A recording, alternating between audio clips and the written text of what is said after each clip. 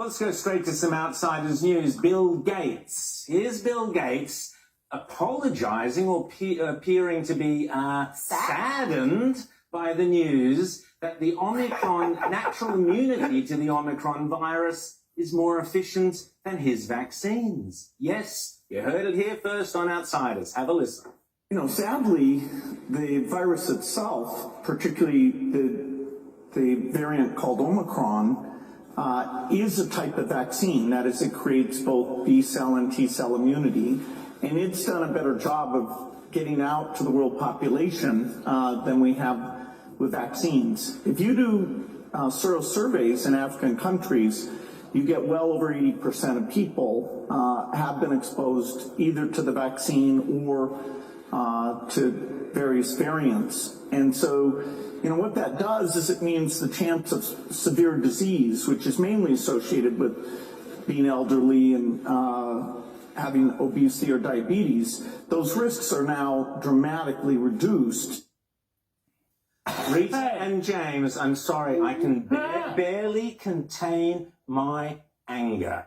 For 2 years, the three of us have been on this show together saying precisely what this character, who is in charge of global vaccinations, is now telling us is the truth. We've said all along, okay, get vaccinated if you want to, but get the information. Maybe natural immunity for some people is better than the vaccine for other people. We've said that the main risks were with older people and not necessarily younger people, way up the risk. Now this guy is coming out and saying, oh, isn't it disappointing that natural immunity is better than our vaccines? How disgusting. Well, Rowan, Rita, I mean, it's disgusting, but it's also really almost kind of comical. You know, Bill Gates ruins the lives of people. Sure.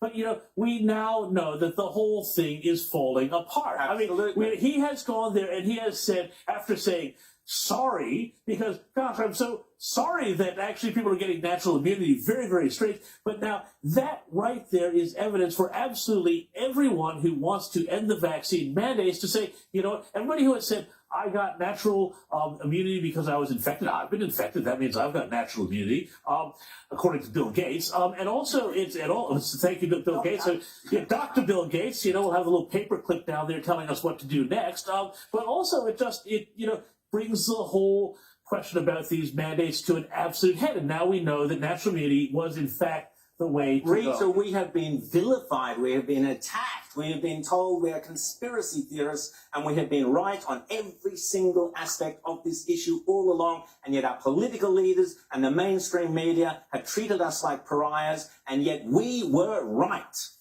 Well, I don't know what this...